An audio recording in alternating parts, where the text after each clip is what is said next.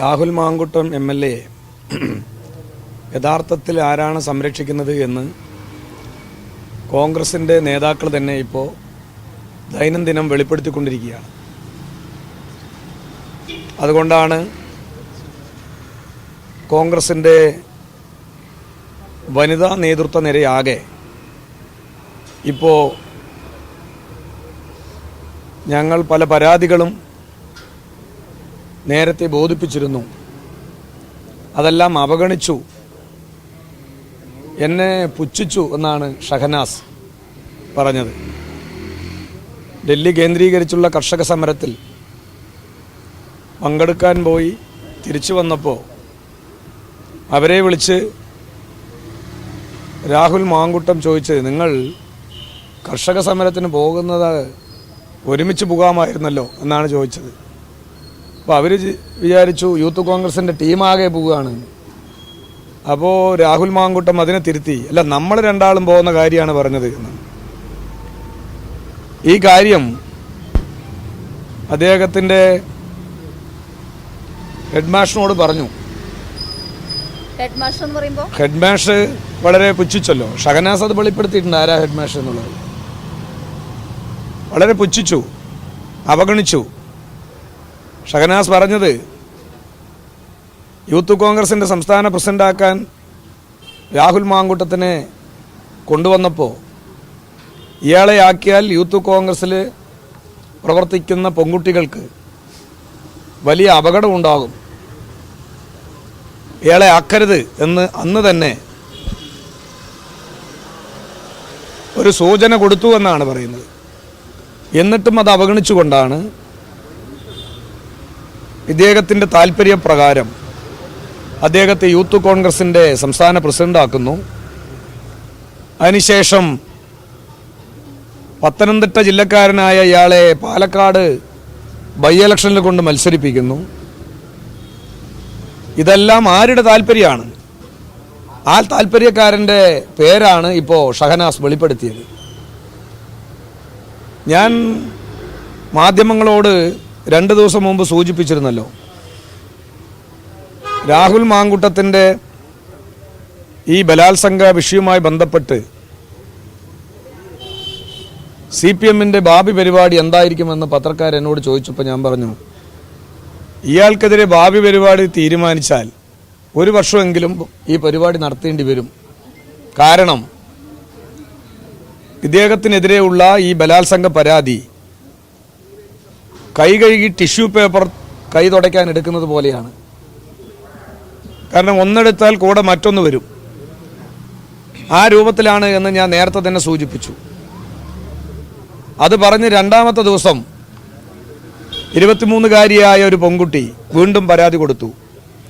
അതിമൃഗീയമായി ബലാത്സംഗം ചെയ്തു, home stay വിളിച്ചുകൊണ്ടുപോയി.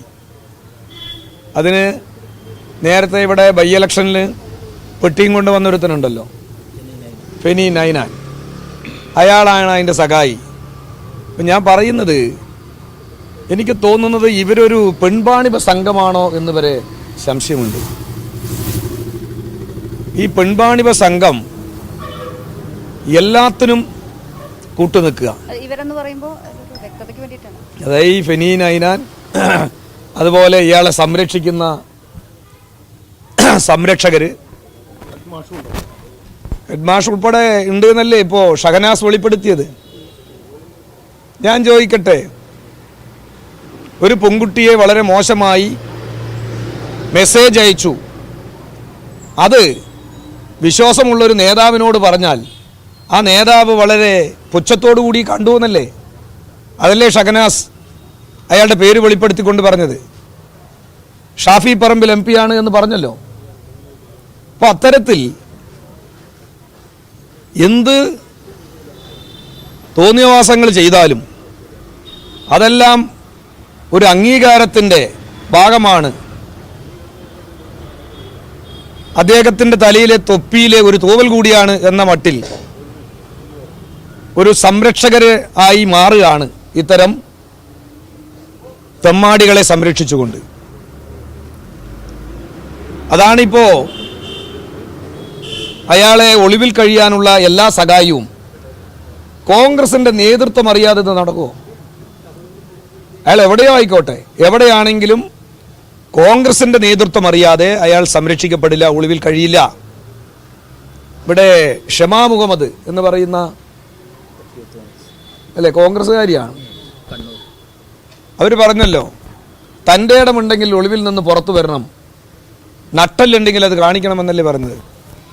ഇപ്പോൾ ദൈനംദിനം ഇതിൽ അതിർത്തിയുള്ള കോൺഗ്രസിൻ്റെ ചില വനിതാ നേതാക്കൾ ഇതിനെതിരെ പ്രതികരിക്കുന്നുണ്ട്. അവരെയെല്ലാം സൈബർ ഗുണ്ടാസംഘങ്ങൾ കടന്നാക്രമിക്കുകയാണ്.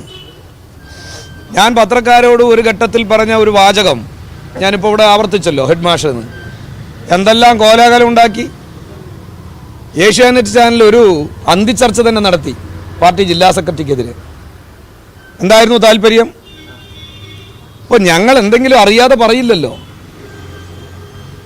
അറിയാതെ പറയില്ല എന്ന് മാത്രമല്ല, എന്തെങ്കിലും ഇല്ലാതെ പറയില്ല എന്ന് നിങ്ങൾ വെച്ചോളൂ.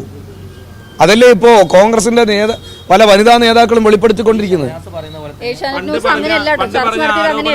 സെക്രട്ടറി രാവിലെ ഒരു കാര്യം പറഞ്ഞു, ഉച്ചയ്ക്ക് അത് തിരുത്തുന്ന ഒരു നിലപാടാണ് ഉണ്ടായത്. അതുകൊണ്ടുകൂടിയാണ് അക്കാര്യം ചൂണ്ടിക്കാട്ടിയാണ് ചർച്ച ഉണ്ടായത്. ഞാൻ തിരുത്തി എന്ന് പറഞ്ഞിട്ടേ ഇല്ല. അത് നിങ്ങൾ തിരുത്തി, നിങ്ങൾക്ക് താല്പര്യമുള്ളതിനനുസരിച്ച് വളച്ചൊടിച്ചു എന്ന് മാത്രമേ ഉള്ളൂ. ഞാൻ പറഞ്ഞത് തൊട്ടടുത്ത ദിവസം നിങ്ങൾ മാധ്യമങ്ങൾ വന്നപ്പോൾ ഞാൻ ആ കാര്യത്തിൽ തന്നെ പറഞ്ഞ കാര്യത്തിൽ തന്നെ ഉറച്ചു നിൽക്കുന്നു. എന്നാൽ ഇപ്പൊ ഈ അളിഞ്ഞ കാര്യങ്ങളല്ല കേരളത്തിൽ ചർച്ച ചെയ്യേണ്ടത് എന്നാണ് ഞാൻ പറഞ്ഞത്. അത് തിരുത്തിയിട്ടൊന്നുമില്ല. അല്ല, അത് ഞാൻ പറയട്ടെ, ഞാൻ അന്ന് പറഞ്ഞ കാര്യങ്ങളാണല്ലോ ഇപ്പൊ കോൺഗ്രസിന്റെ വനിതാ നേതാക്കൾ തന്നെ വെളിപ്പെടുത്തിക്കൊണ്ടിരിക്കുന്നത്. അതായത് ആരോപണത്തിന്റെ പ്രശ്നമല്ല, ഞാൻ പറഞ്ഞൊരു കാര്യം, ആ പറഞ്ഞ കാര്യം വസ്തുതയാണ് എന്ന നിലയിലേക്ക് കോൺഗ്രസിന്റെ വനിതാ നേതൃത്വം തന്നെ ചർച്ച ചെയ്യാൻ തുടങ്ങിയില്ലേ? രാഹുലിനെതിരെ 2 ബലാത്സംഗ കേസുകളാണ് ഉയർന്നിരിക്കുന്നത്. അപ്പൊ ഇതിലൊക്കെ ഈ ഹെഡ് മാഷിന് അല്ലെങ്കിൽ ഇപ്പോൾ പറയുന്ന ഈ ഷാഫി പറമ്പലിന് ബന്ധമുണ്ട്, അല്ലെങ്കിൽ അറിവോട് കൂടിയായിരിക്കാം എന്നാണോ സെക്രട്ടറി പറയുന്നത്? അയാളൊരു ഇന്റർവ്യൂവിൽ പറയുന്നുണ്ട്. ആര്? ഈ രാഹുൽ മാങ്കുട്ടം. അത് ആരുടെ ഇന്റർവ്യൂ ആണെന്ന് എനിക്ക് ഓർമ്മയില്ല. ഓൺലൈൻ ഇന്റർവ്യൂവിൽ എനിക്ക് എന്ത് കാര്യം വന്നാലും ഞാൻ ആദ്യം ഷാഫിയോട് പങ്കുവെക്കും. ഷാഫിക്കയോട് പങ്കുവെക്കും. ആദ്യം പങ്കുവെക്കുന്ന അദ്ദേഹമാണ് എന്ന് പറഞ്ഞാൽ ഇതെല്ലാം പങ്കുവെച്ചിട്ടുണ്ടോ എന്നുള്ളത് അയാളോട് തന്നെ ചോദിക്കണം. അയാൾ ഇപ്പോൾ ഒളിവിലാണല്ലോ. ഒരു തവണ നമ്മൾ ബൈ ഇലക്ഷനിൽ പെട്ടി കണ്ടപ്പോൾ ആ പെട്ടിയിൽ എൻ്റെയും ഷാഫിക്കയുടെയും ഡ്രസ്സാണ് ഞങ്ങൾ മാറി മാറി ഇടാറുണ്ട്. അപ്പോൾ വസ്ത്രം പോലും മാറി മാറി ധരിക്കുന്നവരാണ് ഇവർ. അപ്പോൾ പൊതുസമൂഹം അയാളെക്കുറിച്ച് അദ്ദേഹത്തിനെ ഒരു സംശയ നിഴലിൽ നിർത്തിയാൽ തെറ്റു പറയാൻ പറ്റുമോ? നമുക്കാർക്കും തെറ്റു പറയാൻ പറ്റില്ല. കാരണം അവർ തന്നെ പല ഘട്ടങ്ങളിലായി വെളിപ്പെടുത്തിയ കാര്യങ്ങളാണ്. മാത്രമല്ല, ഇതൊരു കേരളത്തിന് അപമാനകരമായ ഒരു കാര്യമല്ലേ രാഷ്ട്രീയ രംഗത്ത്? ഇതുപോലൊരു അപമാനകരമായ ഒരു കാലഘട്ടം രാഷ്ട്രീയ രംഗത്ത് കേരളത്തിൽ ഉണ്ടായിട്ടുണ്ടോ? എത്ര നീചമായി ഒരു രാഷ്ട്രീയ നേതാവ്, ഒരു പൊതുപ്രവർത്തകൻ അല്ലേ, അവർക്കെതിരെ പ്രതികരിക്കുന്നവരെല്ലാം സൈബർ ഗുണ്ടാസംഘങ്ങൾ വന്ന് ആക്രമിക്കുകയല്ലേ? എന്ത് തോന്നിയാസോ അതൊക്കെ? വളരെ മോശപ്പെട്ടൊരു രീതിയിലേക്ക് നമ്മുടെ കേരള രാഷ്ട്രീയത്തെ കൊണ്ടെത്തിക്കാനുള്ള വലിയ ശ്രമം ചില പെൺവാണിഭ സംഘത്തിനും കൊട്ടേഷൻ സംഘത്തിനും നേതൃത്വം കൊടുക്കുന്ന കോൺഗ്രസിലെ ചില നേതാക്കൾ നടത്തിക്കൊണ്ടിരിക്കുന്നു. അത് ഭാവി കേരള രാഷ്ട്രീയത്തിൽ വലിയ അപകടങ്ങൾ ഉണ്ടാക്കും എന്നുള്ളതാണ് എനിക്ക് തോന്നുന്നത്.